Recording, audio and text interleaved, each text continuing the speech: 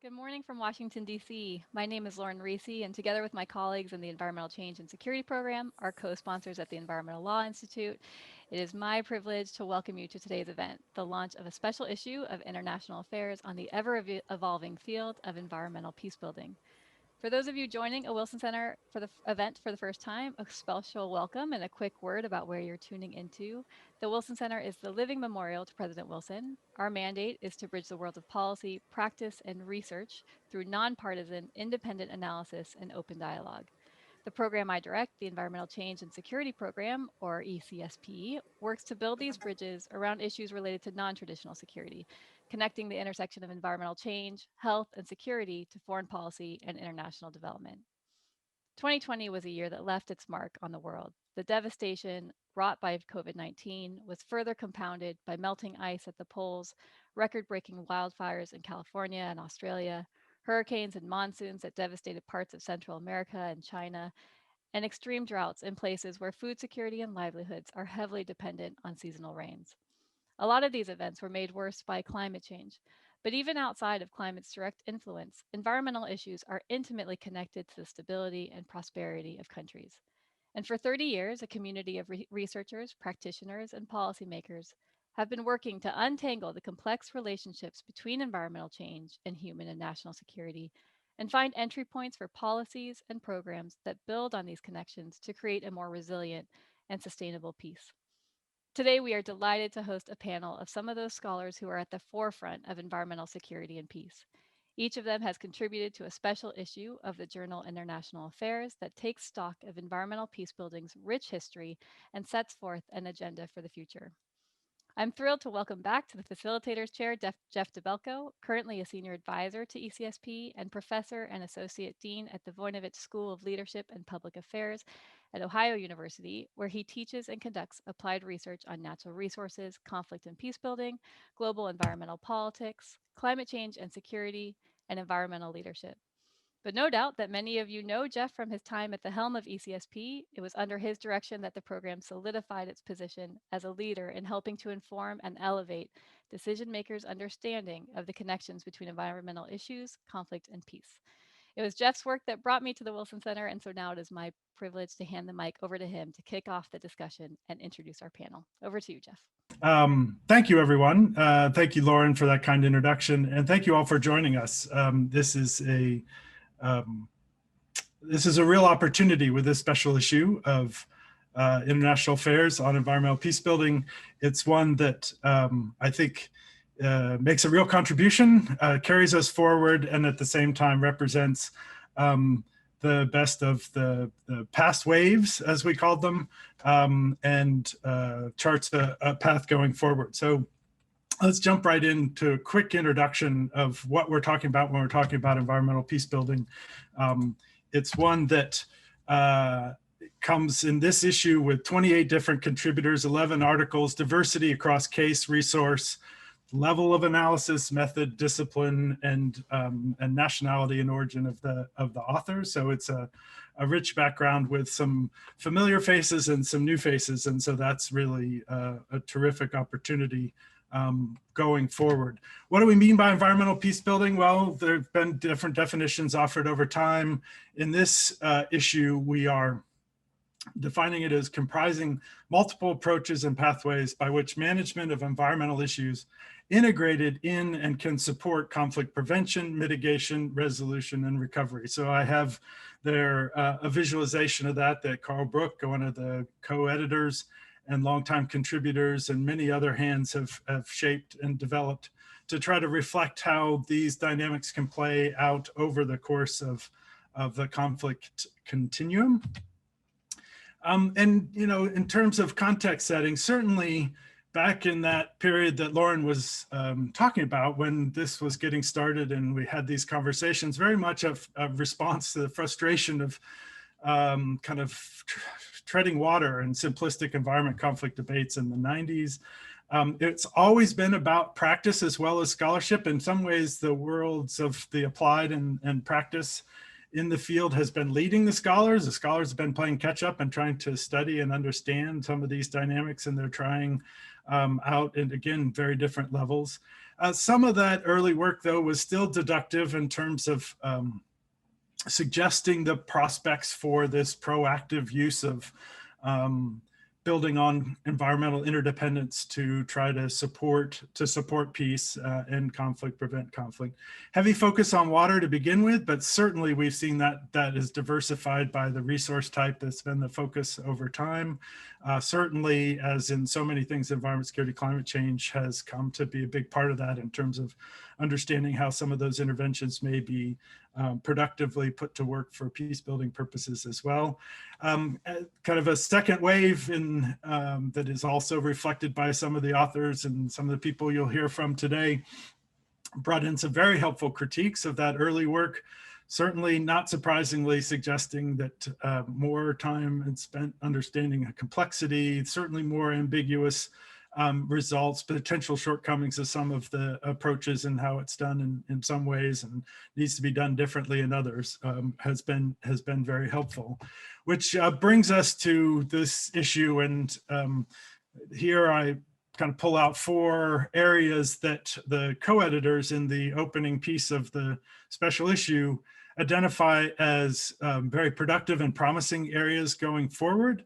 At the same time, it also is implicitly or explicitly acknowledging shortcomings of the work to date by not having focused as much in these areas. And so bottom-up approaches, gender, bringing into big data and frontier technology into these discussions more explicitly, monitoring, evaluation, knowing systematically what works and what doesn't, and doing that from the onset rather than kind of post hoc coming in and studying some of these cases after they've already been underway. So that's the agenda. I have the environmental peace building logo here. We hope that in these conversations, you'll continue to be a part of it and join them. The Environmental Peacebuilding Association is a relatively new association. Many people here are active members of that, and it's an opportunity for staying connected with the group of people you'll hear today and the other authors in the special issue and working in this space, both on the scholarly and the practitioner side. So let's turn to our panel. And here are the 4 who are going to speak to us in the order that they're going to do it. I'm going to stop sharing my screen so that Dr. Jeannie Sowers, who's a professor of political science at University of New Hampshire, can start sharing hers. And hopefully, Jeannie, I'm giving you a chance to pull that up. Dr. Sowers is professor of political science, as I mentioned, at the University of New Hampshire. Her research explores the political and environmental change in the Middle East and North Africa, and the impact, particularly of war on civilians and ecosystems.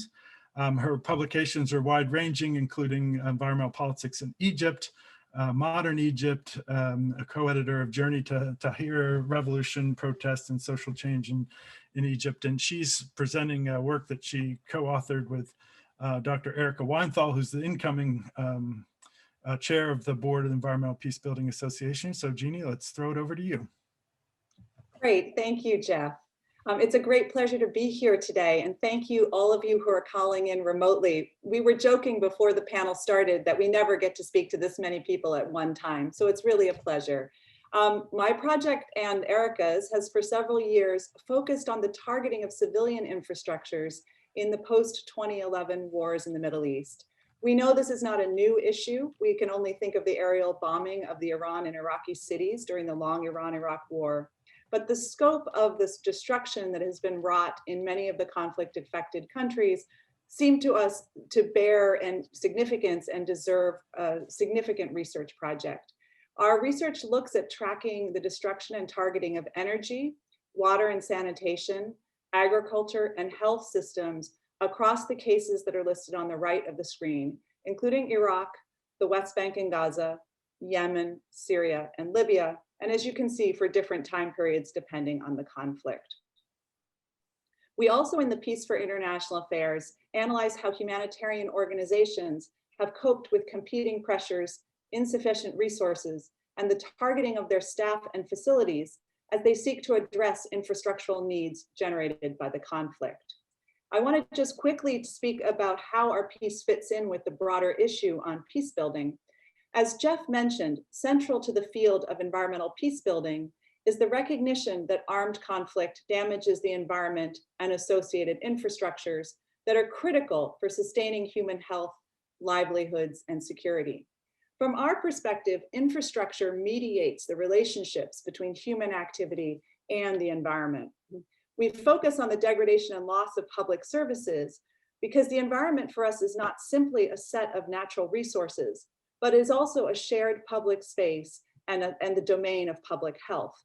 This understanding of what the environment is actually more in line with popular conceptions of environmentalism in the Middle East and North Africa. In this region, lack of public services and basic infrastructure is tied not only to environmental contamination, but also serves to deepen local and regional conflict. The project has several different elements to it, and one of them was building an original database that codes discrete incidences of targeting these infrastructural systems.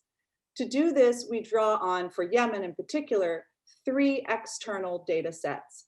These include ACLED, the Armed Conflict Location and Event Database, the Civilian Impact and Monitoring Project, as well as the YDP, which is the Yemen Data Project, which is an NGO kind of organized civilian reporting project. That data is included where we can verify it. We also, of course, use data collected by the Office of the Coordinator of Humanitarian Affairs and a variety of human rights groups. We collect gray literature and documents on the cumulative effects as well, and we've conducted fieldwork and interviews with humanitarians and international organizations working in Yemen.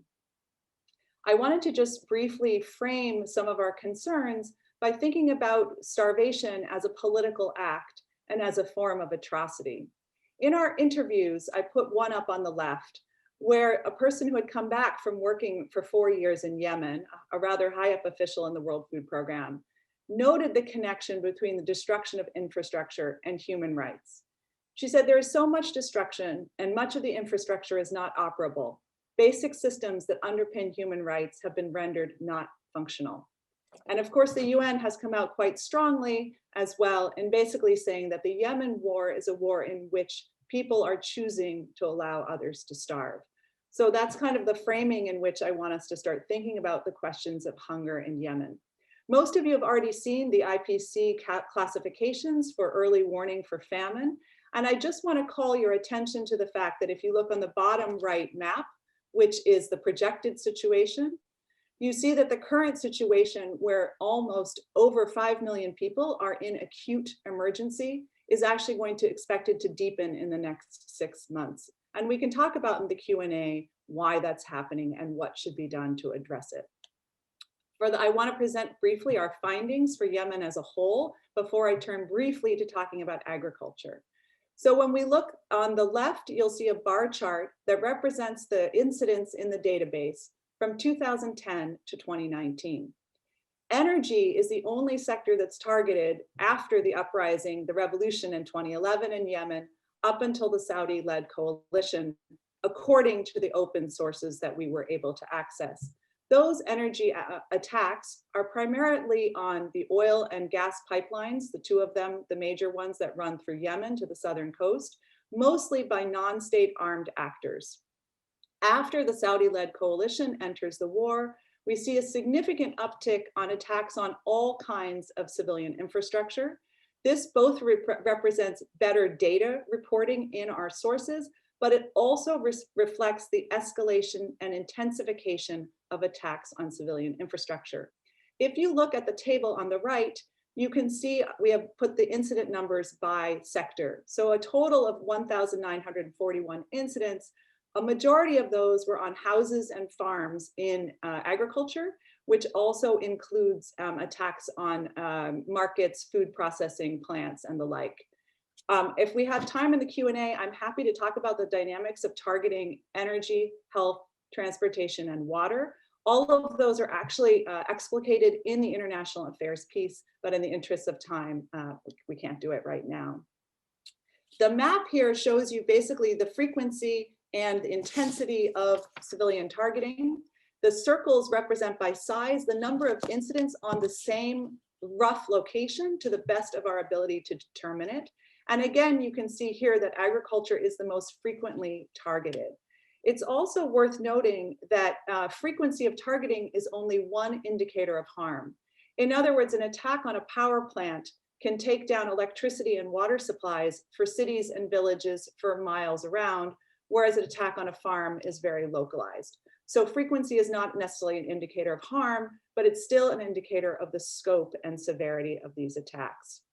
On the map, you can also see that the highest proportions of food insecure populations are in areas where there has been protracted fighting, where there are large numbers of internally displaced persons, and where there have been sustained and concentrated attacks over time. After 2015, the attacks on Al Hodeida and other ports increased significantly, primarily by Saudi-led coalition airstrikes, as well as in the area of the Northern Highlands and towards the Saudi border. The areas around Sada, Sana'a, and Taz have borne much of the brunt of the conflict, as you know, as well. And briefly, I'm going to just talk about the findings of the actor attributions.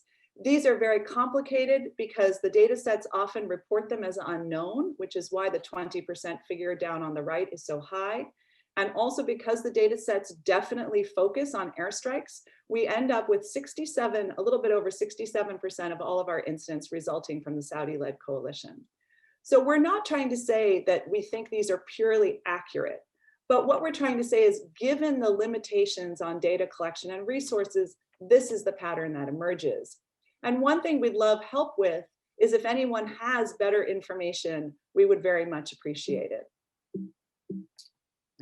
There we go. I want to say 2 minutes about targeting of agriculture in particular because of its direct effect on livelihoods.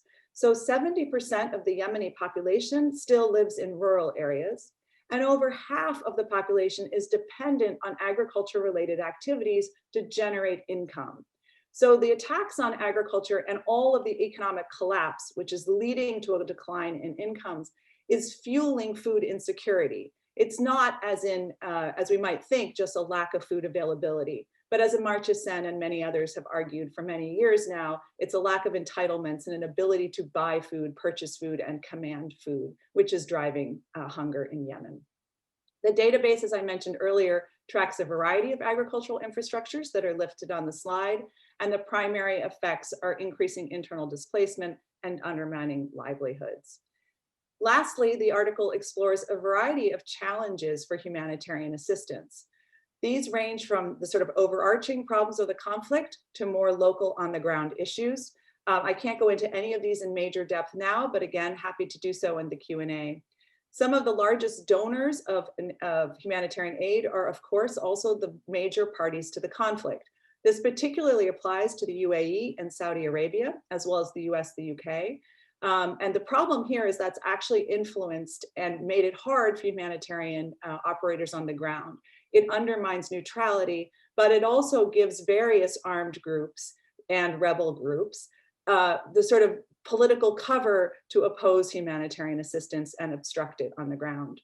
The aid is much less than, of course, needed, and notably much less than expenditures on the war by the major parties.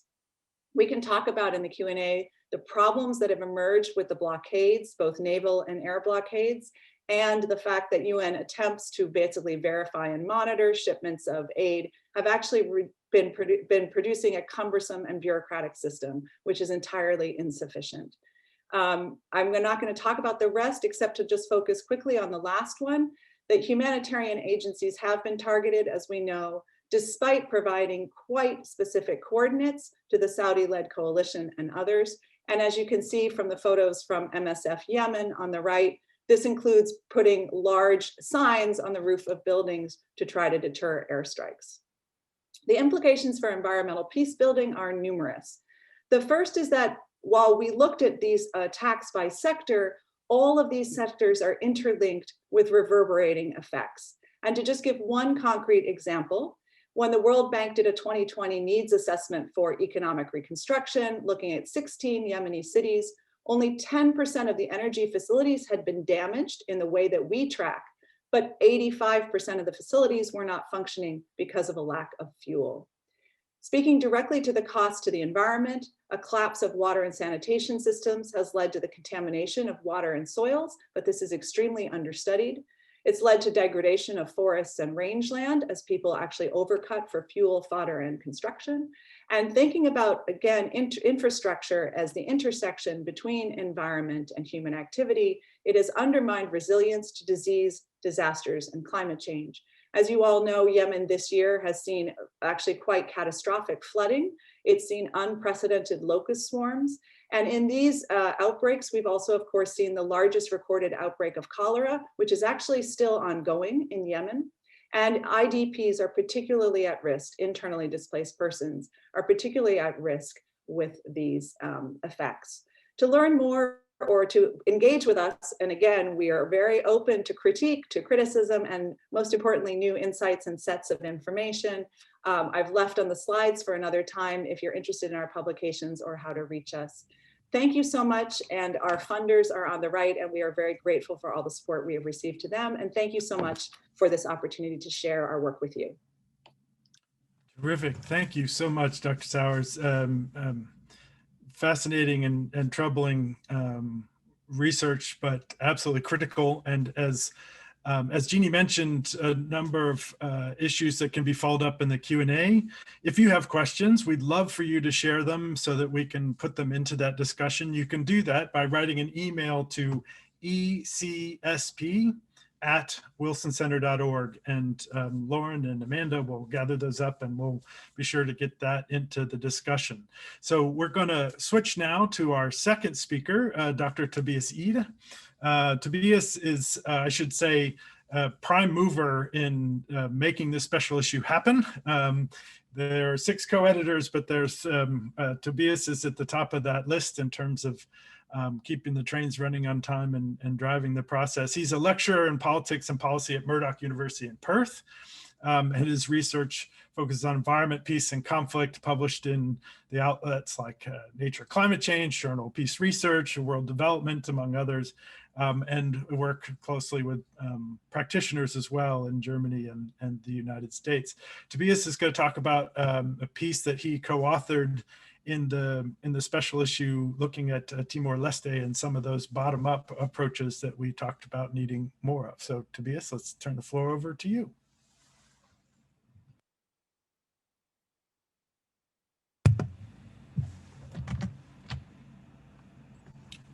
Yeah, Jeff, thanks for the kind introduction and for the kind words. I will try to start immediately so we don't lose a lot of time. So as Jeff mentioned, I'm presenting a co-authored piece today. I've written with Lisa Palmer and John Burnett from the University of Melbourne, where I've also worked until very recently and done a lot of work for this paper. So the paper and the presentation is on environmental peace building from below, customary approaches in Timor-Leste.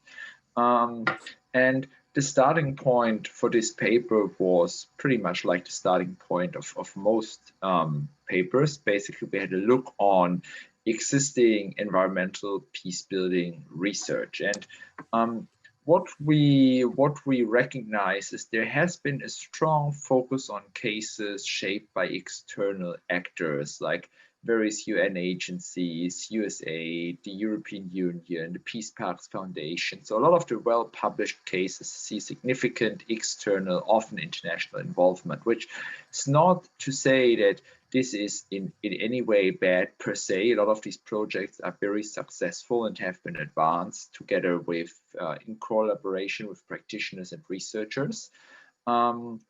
Yet there is, or there has been, I think the special issue addresses this rather well, but there has until recently been a lack of knowledge on the bottom-up processes on environmental peace building dynamics between or within local communities that see limited or no external or international involvement. And we consider this lack of attention to be problematic for at least 3 reasons. The first being it might convey a bit of a problematic representation that local people in the global south are not capable of solving environmental and conflict issues on their own by just ignoring a lot of the amazing everyday work they are doing and basically solving these problems without any international involvement or recognition. Then it might miss some takeaway points for series. So perhaps there are different dynamics, or there is something we can learn from the local realities that we can't learn when focusing on cases with external involvement. But there's also a lack of insights for practitioners who often face or find these local practices of environmental peace building, but there's been very little research on how they engage with it and how they work with it and how they interact with it. And as some of you might recognize, we have some strong resonances here to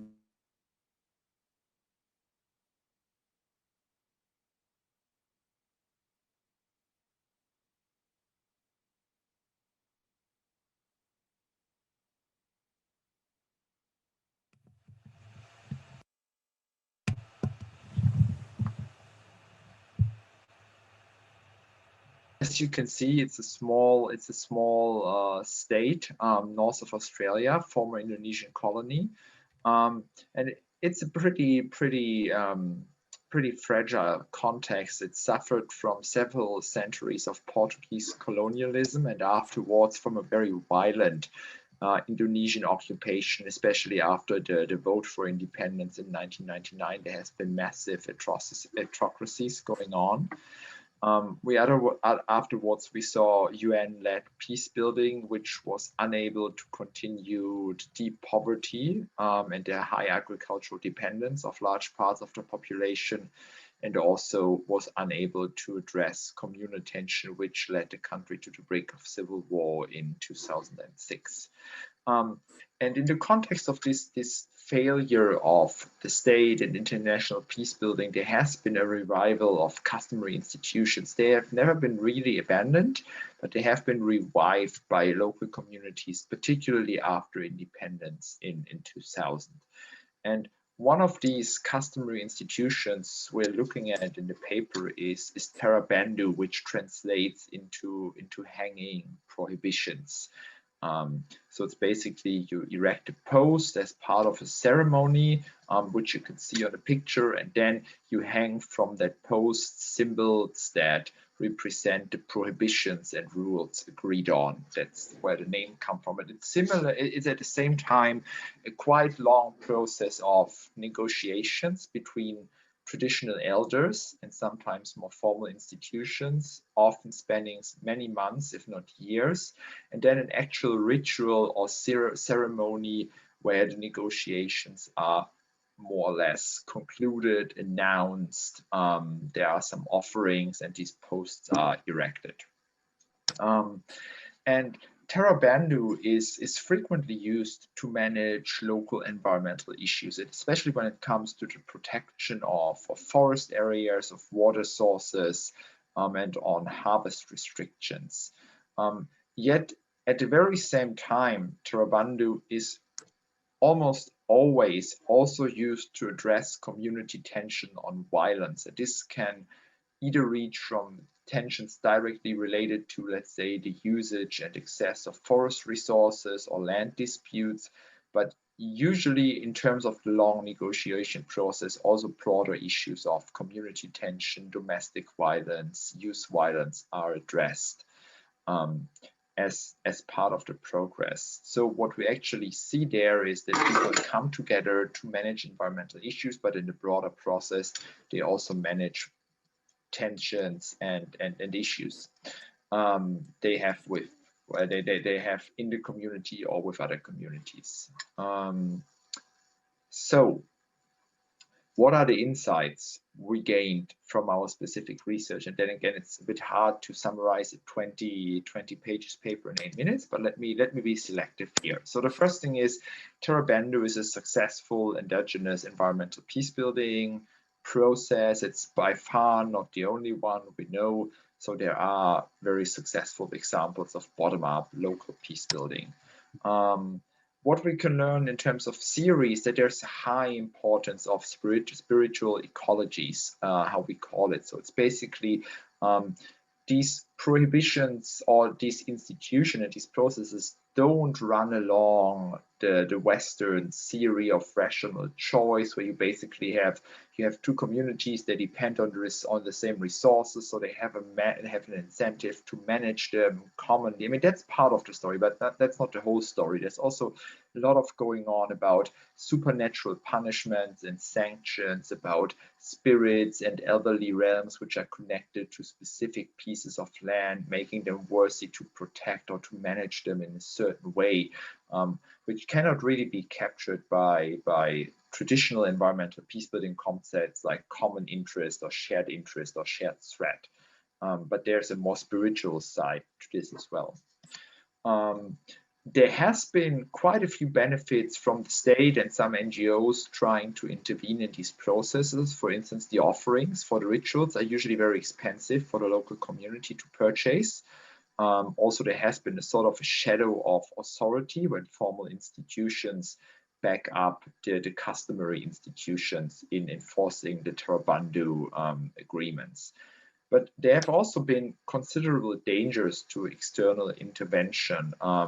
And I think one common one is that a lot of NGOs only facilitate ritual and ceremony, but are not willing to go through the months and years of negotiation before, basically making it sort of a hollow institution that undermines rather than reinforces the authority of local institutions and their ability to manage both ecosystems and conflict dynamics. And I think I'll leave it here. Thank you for your attention and look forward to the debate. Terrific. Thank you so very much, Tobias. Again, thank you for all of the contributions in the articles that you contributed, but also to making this special issue happen. We're going to turn next to Dr. Mackenzie Johnson. And so Mackenzie will share her screen. She's talking about Sierra Leone and research that she's done there. She's assistant professor of natural resources and environmental sciences at the University of Illinois in Urbana-Champaign. She's conducted interdisciplinary research at the intersection of environmental governance, a particular focus on governance and peace building in the US, which I think is important that that be one of the cases we look at, South Asia, Africa, and South America. And her work has been published in World Development, International Affairs, Energy Research, and Social Science, among others. I'd commend to you the World Development piece that just came out that is a really useful kind of overview and assessment of where we stand, and just one of the many pieces here that we have available to us in understanding environmental peace building. So Mackenzie, let's throw it over to you. Thank you. And is my screen showing up okay? It sure is. Okay. It sure is. Thank you, everyone. I'm just going to dive into my contribution to this special issue, Fighting for Blackstone. This research takes a very deep dive into extractive conflict in Sierra Leone. Sorry, let me get myself together here. All right, so my research in general looks at the relationship between environmental governance reform and peace building. And so I look at the idea that natural resource conflict is thought to stem from a failure of governance or poor governance. And so environmental peace building theory has really embraced the idea that by building institutional capacity for environmental governance or natural resource management, that we can contribute to peace building processes. So in Sierra Leone, I looked at institutional reforms undertaken in the mineral sector after the war in the post-conflict period. And these focused primarily on formalizing access and tenure rights through a licensing process and protecting social and environmental rights through environmental impact assessments. The objective of the study is to understand how and why reforms ultimately produced conditions that really stimulated very violent conflict in Bombali district, which is in this northwestern area of Sierra Leone. And my argument is that governance reform alone is insufficient to build long-term peace, but rather peace building requires this unplanned process of what I call institutional blending, or in the paper I refer to it as institutional hybridity, which I'm going to discuss at length in this otherwise short presentation. And I just realized that you guys couldn't see any of those. I apologize. So the conflict that I'm going to be looking at is over tantalite, or what Sierra Leoneans call blackstone. And so tantalite is the ore bearing tantalum, which is found in all of our cell phones and laptops. And it's been thought about in depth as a conflict mineral. And so in Sierra Leone, this has become an important mineral that is being produced, extracted, and sold. And so there are two sides to this conflict that are important to understand. On one side is AMR Gold, which is a multinational company. It went through the regulatory process to obtain a valid exploration license in the chiefdom where this mining site is located. And its claims are supported by the National Minerals Agencies, which is the prime regulatory agency for minerals licensing in Sierra Leone. And their claim was that they held an exploration license and had the sole rights to explore and extract tantalite in this mining site in the Selalimba chiefdom. On the other side, and this relates to what Tobias was just talking about, we have this local landowner cooperative, SLM Miyako, which was financed by an external Irish investor. They also claim to have gone through the legal and formal regulatory process to obtain artisanal mining license to mine tantalite in this mining site. Their claims were supported by the Environmental Protection Agency of Sierra Leone. And that claim was that Miyako, the landowner cooperative, is actually made up of the rightful customary landowners, and that those landowners did not consent to what AMR Gold was doing in this mining site. And so what's really important in this conflict is to understand that both sides actually claim to be the ones that are complying with the regulatory process as it is dictated by Sierra Leone's mining laws, which were all passed and written in the post-conflict period. And so in looking at this conflict, two questions become really obvious. One was that these sides disagreed with who actually possessed extractive rights. And the second question was, how should those rights actually be assigned? And so for AMR Gold, these questions were obvious because they used the existing institutional landscape as it was designed after the Civil War to basically assign mineral rights through formal legal regulatory processes. Miyako, however, understood these questions through a hybridized institutional landscapes. So they were making their claims by melding customary institutions, bottom-up institutions or indigenous institutions, specifically focused on land tenure and dispute resolution with the formal legal process. And by this kind of institutional blending that they were doing, they argued that according to Limba custom, AMR Gold did not consult with the correct landowners, and that therefore they could not be in compliance with the formal process as it existed. And so for Miyako, for this local landowner cooperative, this wasn't a mining or an extractive dispute, but it was a land rights dispute. And land rights depends in large part on custom.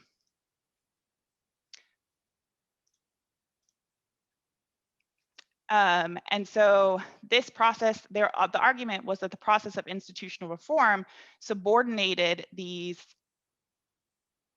customary institutions. Sorry, I'm getting something on the chat. Is that for me? On the chat?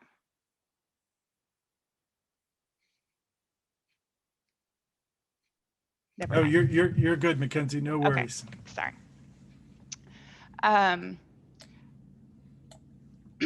And so because these two sides were in disagreement about these two questions, there was really violent conflict, which immediately caught the attention of political elites who responded to violence in the area. And so this was even noticed by the president and vice president of Sierra Leone.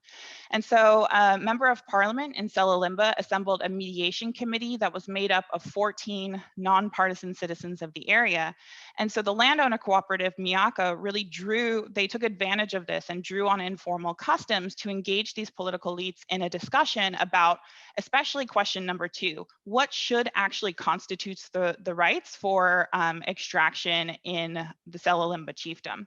And so through this very extensive, almost law-like process, the mediation committee came up with 5 recommendations, the most important of which was that the mining company AMR should release this disputed site to the cooperative since they were composed of the rightful landowners.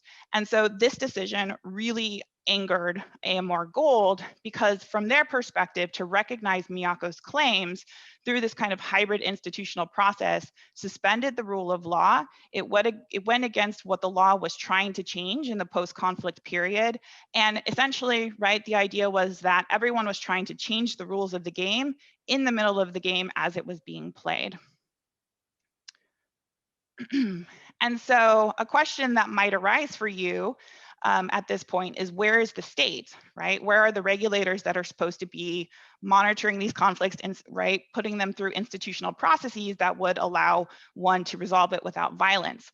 Well, the formal regulatory process also could not resolve this dispute because, as noted, the Environmental Protection Agency backed Miyako.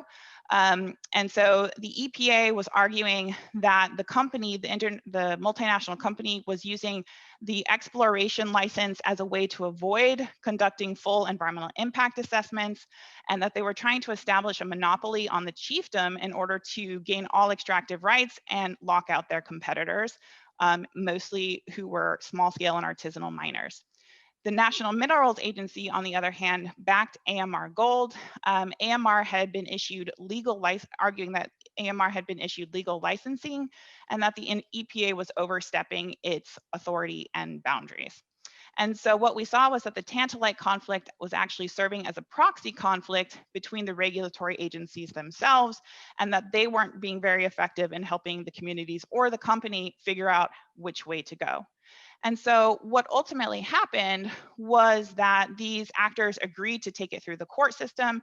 It ended up in the High Court of Sierra Leone, and the High Court, of course, found in favor of AMR Gold because they had followed the rules as they actually existed in the laws.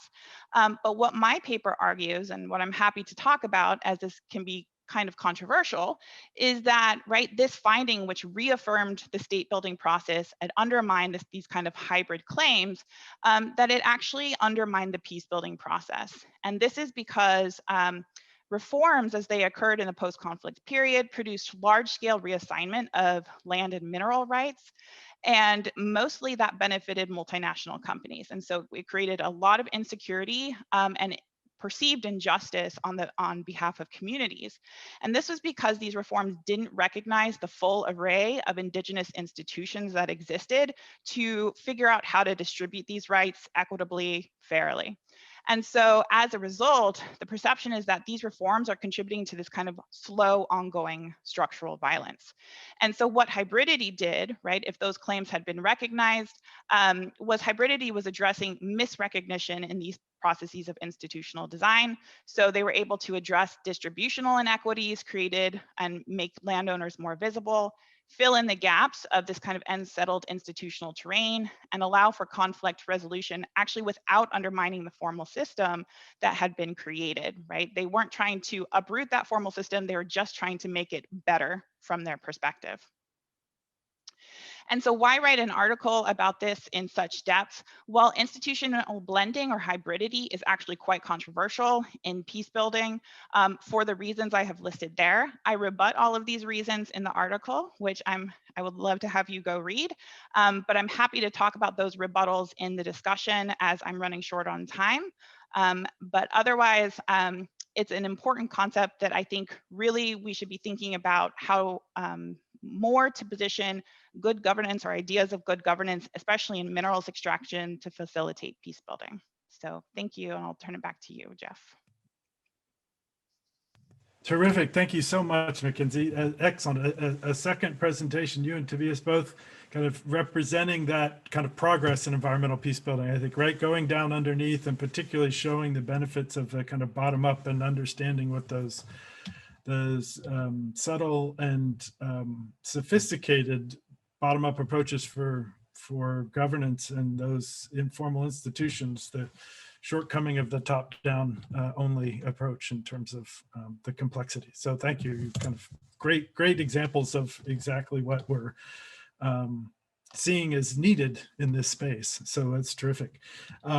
As Dr. Irene Velez-Torres pulls up her PowerPoint slides and shares those with you, I'll just remind those watching that you can submit a question for our discussion period by emailing it to ecsp at wilsoncenter.org, and we'll get those questions into the discussion that we'll have following this last but certainly not least presentation by Dr. Velas Torres. She is a scholar from Colombia conducting critical studies of the nexus between social inequalities, environmental damage, deprivation, and violent state formation in the context of historical impoverishment and marginalization. She's currently a full professor in environment and agrarian conflicts at the University de Valle in Colombia. And she's led participatory research to understand the politics of social ecological change in peace agreement implementation. Obviously, absolutely central dynamic that is going on in Colombia. And so it's fantastic to have Irene share the insights from her article in the special issue and all the work that she's done. So Irene, I'll turn the floor over to you. I'm afraid you're still muted. Yeah. There we go, brilliant. Great. Thank you very much for the previous presentations. I think it's been very inspiring to listen at all of you. And thank you very much for the Wilson Center to facilitate this kind of diverse dialogue on environmental peace building. The work I'm going to present today was co-authored with Diego Lugo. And I wanted to start by giving some context to the audience on the more than 6 decades of internal armed conflict in Colombia. So beyond the data, which is of course very important and relevant to understand what victims and how this conflict has developed, I find it relevant for the core argument of the paper to understand that there has been at least 2 different narratives to explain the relationship between the internal armed conflict and the expansion of the production of illicit crops in Colombia. So on the one side, since the 1980s, there is like a hegemonic discourse connecting the production of illicit crops with the fuel of the conflict, basically by stating that the left-wing guerrillas have been economically benefiting and facilitating drug trafficking. But on the other side, critical scholars have also made the argument of how poverty and the lack of rural infrastructure development has, of course, fueled also into the production of illicit crops, in the sense that poor peasants have generated a dependency on this kind of illegal production and illegal economies. So it is not to decide one of those 2 versions of the story, but to understand that this same story has at least 2 sides.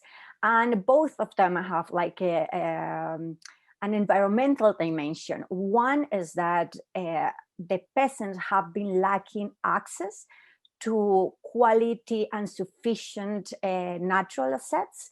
But on the other hand, the war against drugs have also used a lot of military infrastructure that has damaged the environment, particularly by promoting the fumigation of illicit crops with the poisonous glyphosate. So in this context, the peace agreement signed in 2016 by the left-wing guerrilla FARC-EP with the Colombian national government proposed a very innovative approach to fight drugs production, but at the same time to favor an integral agrarian reform. So it was basically a combination of voluntary substitution of illicit crops that was going to come next to their access and formalization of land for landless and poor peasants. So it resulted in the formulation of a comprehensive program for the voluntary substitution of illicit crops, pennies in Spanish, that included 99,000 coca peasants and aim at substituting more than 60,000 hectares of coca crops. In this context, we decided to follow up the implementation of this program, particularly in the Cauca region that, as you can see in these 2 maps also shown in the paper, has shown the expansion of coca crops during the last 3 decades. So in this context, we ask two connected questions. The first one is if it is at all possible to contribute to environmental peace building and political stability without making a big change in the land ownerships relationships and in the agro-export production model. And the second connected question is if the corporate-led substitution program that has been partially implemented by the government can really generate positive change, or on the contrary, can enter into a new cycle of violence. So we are standing on political ecology and critical geography to answer those questions. And for so doing, we propose in the paper a connection between the state's effort to facilitate green corporate agrarian development as a path to generate slow violence, in the sense that the type of packages that are supported and brought by the government to the territories and to the impoverished communities are all based on agribusiness and corporate agrarian development. And because of the poison agrotoxics that are used, but also because of the monocultures that are promoted, we find this as a promotion of slow violence, which can connect to a new cycle of internal armed conflict in Colombia. We've been in the territory of North Cauca for over 3 years, conducting ethnographic fieldwork, a lot of formal and informal dialogues with coca peasants, marijuana growing peasants. And we have also participated in meetings with the state officers, which help us to understand the relationship between the peasants and the state building in this particular transition period after the signing of the peace agreement. And after 3 years, our main findings in this territory is that basically 0 hectares have been given as new land to the coca peasants and to the landless peasants from this region. No land has been formalized so far, despite it was one of the main promises made in the peace agreement. The finances that were promised to replace the coca crops for legal agricultural projects have not been secured. No marijuana growers have been included, which is very crucial because in this particular geography, coca and marijuana is produced in the same farms and by the same people. So if you replace only the coca, basically the whole constellation of actors and of conflict continues, and to facilitate, of course, the production and the commercialization of marijuana. And another key factor is that no coca pickers have been included in the program, which of course excludes a huge amount of people who work in these areas and who are now migrating to another coca producing geographies. So we understand this context as full of false promises of transition. And for us, this then reveals that this particular state intervention program in the context of the peace agreement and the peacemaking scenario in Colombia, it's actually growing the impoverishment of communities who were vulnerable and who have been victims of the conflict. Also, we understand that there is a progressive degradation of the environment of these communities, because when the peasants decided to participate in the program, they immediately removed the coca from their farms, but up to now, no new crops have been planted. So basically what we get is empty land, who after 3 years and after a lot of rainy seasons have therefore eroded and deteriorated. The promotion of monoculture and commoditized agriculture is violating customary visions of the peasants and is actually showing no respect for traditional livelihoods, food sovereignty, and food autonomy, which in these regions of rural Colombia are very important because peasants are also indigenous and Afro-descendants who have ethnic rights granted by the Constitution. So I hope that I have given you enough insights to be curious to read this paper, and I am very happy to respond to questions in the Q&A session. Thank you very much. Terrific. Thank you so much, Irene. Another rich presentation, and I must say compliments to all four of our presenters for being rich in their presentation, yet concise, which is not always the case for academics. And so we have some folks who are very well practiced in communicating complex research results in a tight and concise manner. So thank you for that. And thank you because it gives us a chance to have a discussion among ourselves with questions that we have for each other and reflections about what are clearly some really interesting connections across four different places and cases, as well as the questions that we get from our audience. And I'll just remind the audience that we would love to hear your questions. We have quite a few of you tuning in, and so lots of rich experience from a practitioner side, from a scholarly side, from folks who've been at this for some decades and for some folks who are new to it. So we welcome all those questions. You can get your thoughts into the discussion by emailing ecsp@wilsoncenter.org. So ecsp@wilsoncenter.org, and we look forward to some of those questions for all of you. But let's jump into it. I think one question that has come up in some of what we're hearing from the audience, but also from those of you with hints of it in the presentations and follow-on conversations is the ebb and flow of, we'll call it environment security, that's included environmental peace building and environment and conflict and environment and security.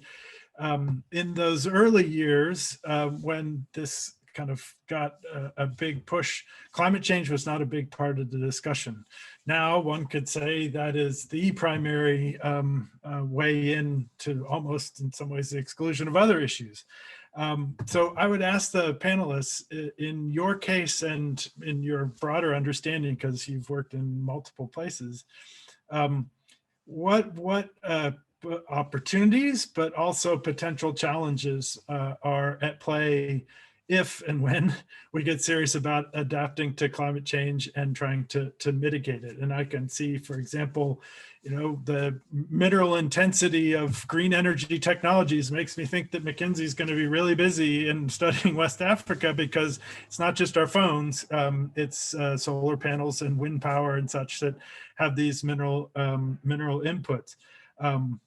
Certainly, I know the conversations that many of you are having with some of the practitioners, say at the development agencies, that are now being expected to push money out on climate adaptation in a way that doesn't create more conflict and hopefully is in a proactive way part of a solution by marrying these objectives that often, whether they be in an academic department or a government office or an NGO or kind of a ground-based local effort, they're often in different offices, different people, and so bringing together these issues.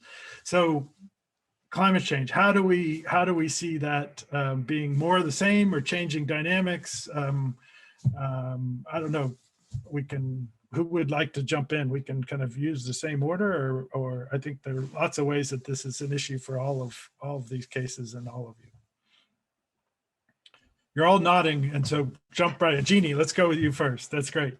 Just because of the order, and also because it's such a big issue for the region that we're talking about.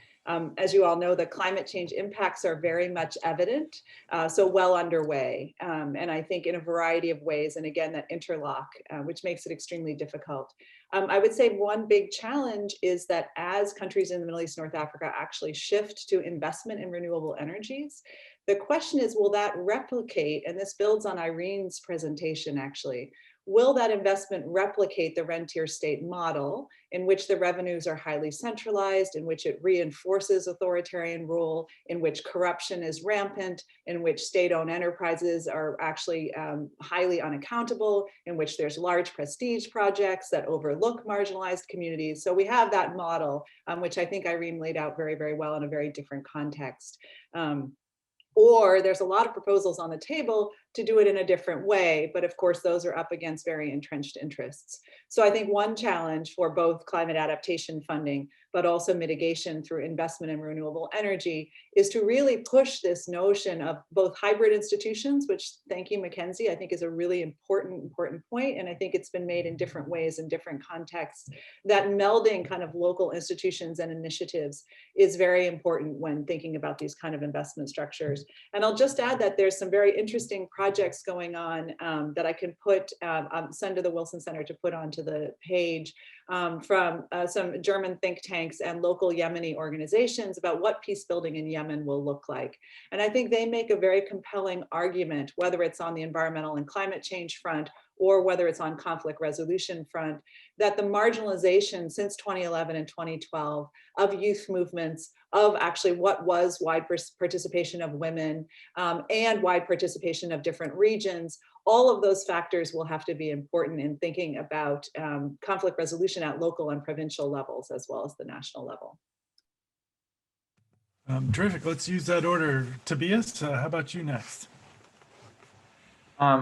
Yes, so I would highlight two aspects here. The first one I see is that obviously, I mean, coming from a local bottom-up environmental peacebuilding perspective, it provides a tremendous opportunity for climate change adaptation. And if you leave the example of Timor-Leste, there's documented cases of cooperation around declining water resources between communities in Yemen in a very conflict-prone context or environment. There's both from West and East Africa, from the Sahel area, there are instances of cooperation between pastoralists and farmers, which usually have not the best relations, but in terms of drought, they put aside their hostilities to cooperate.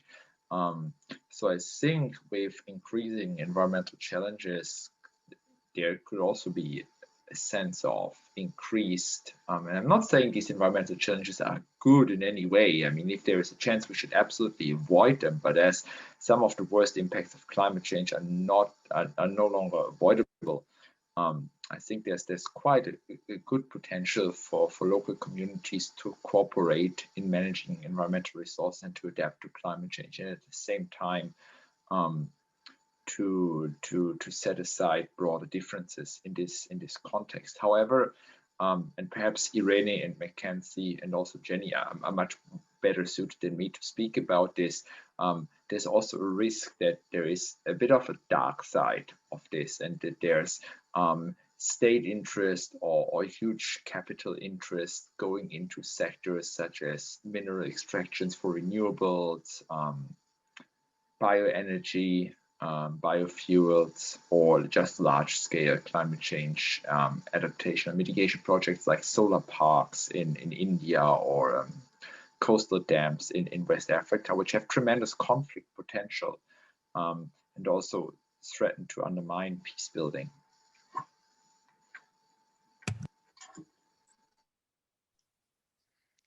Yes, so I think with that question related to extractives specifically, you hit the nail on the head in that we are seeing a lot of research coming out saying that as we kind of transition to renewable sources in a lot of different, in terms of infrastructure, we're seeing a lot of new investment in kind of mineral extractions of new minerals that we hadn't really been worried about before. And so that poses extreme challenges, but also I think extreme opportunities. So there's another paper in this special issue dealing with artisanal and small scale cooperatives.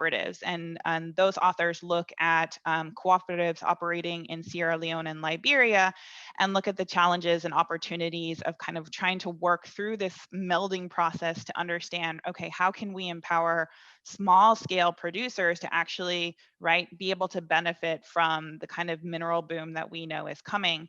But again, if you look at a lot of the work coming out of Congo, for example, DRC, these mineral, the extraction, the way that they are traded in very shady ways a lot of the time, right? It becomes very hard to track. And so I think the international community in general is going to have to get much more creative about how we address issues of governance and rethinking what is good governance. Is it always centered around the state? Can we kind of decenter that thinking at times and come up with different ways to bring more diverse stakeholders in and try and kind of sidestep a lot of these challenges that we know are coming or already there. Terrific. That connects to another question we have from one of our folks that we'll get to. But Irene, how about you in terms of your reflections on what climate change means for environmental peace building? Thank you for the question. What I see in the context of Colombia is that there is a very well-established rhetoric on sustainability and bottom-up participation and involving actors in creating a new governance for peace and for environmental peacemaking. And even though there is this rhetoric, and what you see in the field is that very little is happening in terms of change that can make a lasting peace possible. So I think there are like two stories happening at the same time. No? At the institutional level, you can see the institutions reforming and new institutional landscapes being created. And I can imagine that the state will be very happy to create tomorrow a new office on climate change for peacemaking and for environmental peacemaking. But it doesn't mean that in the field, things are going to change. And in my field work, I, for example, witnessed one particular farm that eradicated the coca crops at the very beginning of the state interventions program. That was at the beginning of 2017, and 3 years later they haven't been able new possibilities to replant in that same terrain. So after 3 years they have experienced at least 3 landslides in that same geography, in that same space of production. So what I think is, of course, climate change is impacting that farm and is impacting that family and the whole community and territory. But what is the state doing for that? And it's only creating more bureaucracy. So I think it is very important from the environmental peace building perspective to try to address those two sometimes competing and contradictory scenarios and discourses to actually understand if it makes any sense to fund and to create and promote that kind of new institutions. No? These a number of your comments connect to the complexities on the ground and the additional players and how do we define good governance, as Mackenzie said, and how do we get a more diverse set of players as seen as critical to the success. We have a question from one of our longtime contributors to the environmental peace building world, Dr. Larry Swatok from the University of Waterloo. And Larry makes the point that there's a massive literature of community-based conflict resolution that directly connects to practice and centers on resource use conflicts often. So Larry reminds us and has been a critical link to that group of scholars, but still we haven't had as much of that intersection. Still, we have some work to do, don't we, in terms of connecting to other realms of research and scholars. I mean, certainly part of the hope that we'll be able to bring those in with this special issue, but maybe your reflections on us all kind of practicing what we preach in terms of getting out of our disciplinary silos and such, and working across these fields. Part of what makes it interesting, but part of what makes it challenging. Would anyone like to pick up Larry's question? Yeah, I can respond to that. And I think this ties into what Irene was just talking about. I think that that kind of missing link that has been identified is often because environmental peace building has been, at least in my experience, has been really thought about as building, as state building, right? As building institutional capacity at the state level, as Irene was just saying. And so in many of the countries where I've been working, and this translates across Afghanistan, it translates across Ghana, Sierra Leone, South Sudan, I mean, even the United States, right? We often focus on creating these really good institutions at the national level that can then bring this sort of sense of order to what is thought of as a very disordered landscape or society or context. And so, right, that focus has really taken away focus from community-led initiatives or bottom-up kind of peace building. And so I think that's where my question about what is really good governance, and I think environmental peace building needs to reconsider its stance on state-led governance and right, that kind of top-down approach. And because it was identified in the special issue as kind of a gap, and I think that's somewhere we could do a lot of building and connecting those literatures on community-based conflict resolution and trying to understand how those two sides kind of meet each other. And that's where I really like to work, is understanding what are communities doing, what's been happening at the state, and how do you actually connect those initiatives, right, to actually facilitate peace building. Yeah, I would like to continue with Mackenzie's argument, because I actually, in the presentations of the other scholars, I was all the time making the question in my head of, does environmental peace building implies state building, or can we think about environmental peace building as being something that sometimes go even against state building, particularly when we look at state building processes that are corporate led or that are very like biased towards certain centralized authoritarian kind of institutional behavior. Then we can think about how environmental state building can be independent and even contrary to those kind of constructions. However, I think a key question and a key consideration is, where is the finance going? Because still all international agencies are financing the state to promote peace building and to promote environmental peace building and to promote sustainability.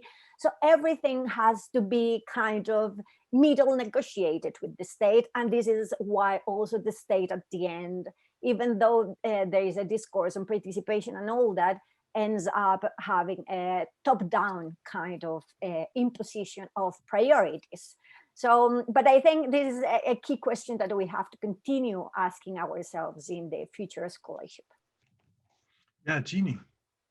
So I totally agree with everything that's said. I want to give a slightly different spin, right? Because we've been talking about relationships between state and local actors, but really what is hindering the transformation of many of these states to becoming something different. So the 2011-2012 uprisings across the Middle East are a moment where societies did try to create entirely new states from the ground up, right?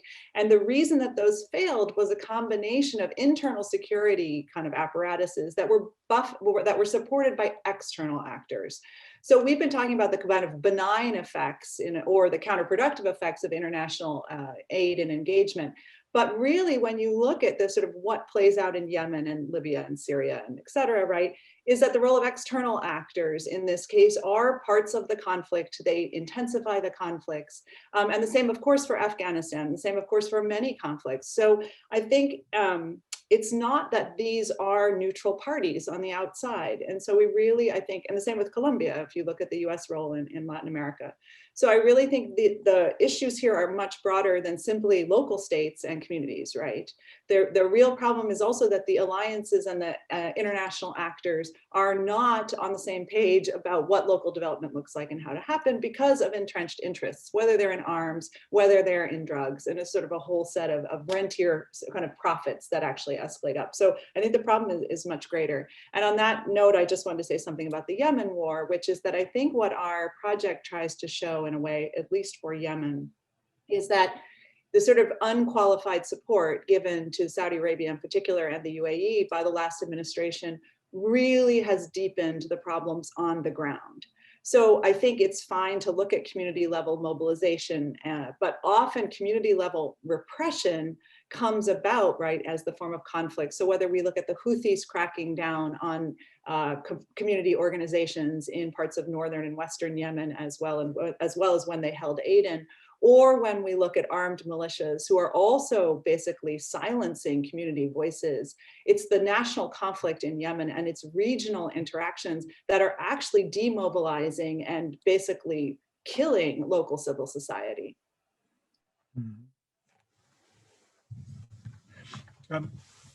So there have been a couple questions that pick up on these, and I might combine them a little bit. So Ben Bryant from the Millennium Challenge Corporation says, okay, I hear you on the challenges of the top down and the state based.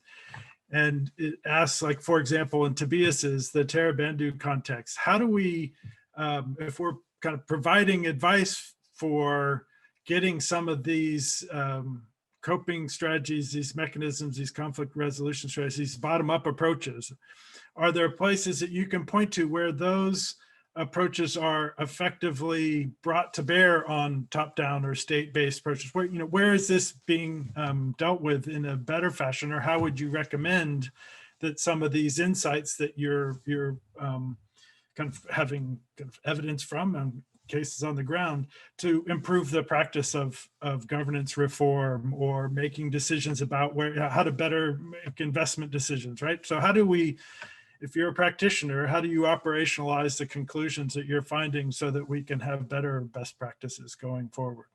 So Tobias, you mentioned Tarabandu. When we start with you in terms of thoughts you might have. Yes.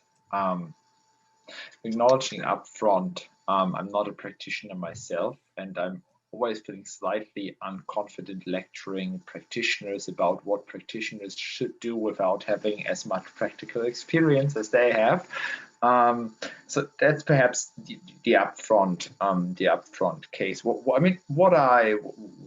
really stands out as advice is that it's pretty important to acknowledge local realities and to not fall into two false assumptions. The first one being what works well in a local context in place X also works well in a local context in place Y or Z. So local contexts are pretty unique, and there are limits to the transferability of knowledge.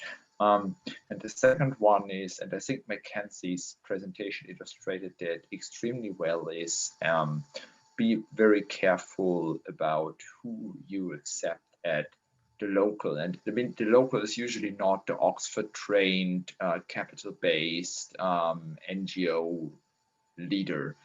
It can be that, but it's not usually that. There are other locals. And I think Irene's presentation also showed very well how there can be conflicts between different locals. So I think the only really way out there is to be really sensitive and to do a very thorough assessment about what works at the local level and what is the local level and what kind of tensions are inherent in it, and also not to be any very romantic about the local, because local customary institutions can also be extremely exclusive, racist, unequal in terms of gender. And then the question is, even if they work relatively well in providing stability or conserving resources, that's something you wanted to sustain. So it's a pretty complex picture.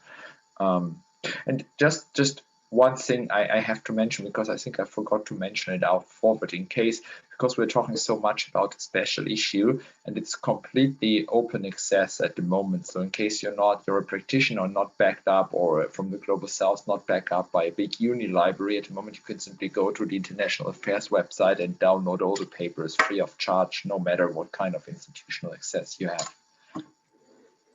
Yeah, no, that's a good reminder to be, as even universities keep cutting back on subscription. So those, urge the academics to do it too while you can, because you never know when it's going to go away these days. Other thoughts on this, kind of examples of where you see some of these challenges you've identified being overcome, or how, if you are sitting in that chair of working on governance reform or making investment decisions, whether they be public or private, that you can better take account of the lessons you all have brought to bear from your case studies. Yeah, building on what Tobias said, it's an incredibly challenging question, and right, we kind of know this when we're writing about, oh, bottom up, right? The state is not always the path to move forward. But one thing that I didn't include in the presentation because I just couldn't get it in within the time link was, right, a lot of peace builders and policymakers in the Sierra Leonean context and a lot of contexts where I've been working say, what are you talking about? We've tried to include indigenous institutions, customary institutions, right? The chieftaincy plays a huge role in minerals licensing in Sierra Leone, right? And the response to that in the paper was, right, you've artificially selected which indigenous institutions to include. And we know that there is, right, a long colonial history to chieftaincies and what kind of institutions those are on the ground. And so, right, we end up reproducing these kinds of power relations that have been really problematic. And it's not to say, as right, building on Tobias's statement, is not to say that all customary institutions or indigenous institutions are, right, beneficial or, you know, entirely useful. There was a lot of shady stuff that was happening in this tantalite conflict in Sierra Leone. It was like this Irish investor, and it's like, what are you doing, right? And that's not to say that like the intentions are pure on every side, but the idea is that, and this is very challenging in international development, to be able to take the time to really understand these really complex landscapes. I have a paper that will hopefully come out in some time in the future on this process in Afghanistan, in Bandi Amir National Park, about the Wildlife Conservation Society and what they tried to do to engage this kind of bottom-up community building. And it was incredibly challenging. It was incredibly time intensive. And there were some wins and some fails. And so I think, right, just trying to be more flexible and figuring out how you can actually learn these local contexts and how they fit into these larger scales, as Jeannie was talking about, becomes really important. But in no way am I saying that it's easy, or I mean, it's extremely challenging in the kind of policy context that you all work in. Yeah, Irene? Yeah, please. I think an epistemic revolution is needed. And the reason why I think that is because institutions and the state in particular hasn't been able to really give space for the communities to show and to take the power that they need in order to actually build bottom-up kind of constructions for peace building. And I think it goes hand with hand with recognizing that there is like a historical institutional racism, and that it implies that racism and classism is within the institution's design and the institution's rationale. And it is not only that colonialism has actually gone very deep in the construction of our states, but also that neoliberalism has penetrated the way we are currently building our institutions. So I think if it is a necessary consideration, if we want to actually change this kind of way of doing politics, is to go from the liberal approach to peace building to a more customary way of doing it. And that implies to actually fight hierarchies of power and knowledge that I don't think states are prepared for, and maybe even the scholars. No, we are also confronted with that kind of challenges. Yeah. No, thank you, Irene. It's a good reminder that there's work for all of us in the epistemic revolution, right? You guys are great with some headlines here with redefining governance. And there are questions that continue to come in that unfortunately we don't have to time to dive into, but what role, if any, for environmental peace building in the Global Fragility Act, kind of a U.S. Foreign policy focused question to go forward and look to the Wilson Center and Lauren Reese and her leadership in facilitating those kinds of discussion. Teresa Bachman is asking about what roles critical geography can play in a more spatial analysis, where the divisions between top down and bottom up sometimes are, can be just as artificial, right? And so these are questions that I'm pleased to say the authors of the special issue grapple with, as you've seen with this excellent panel and the comments that are being made here.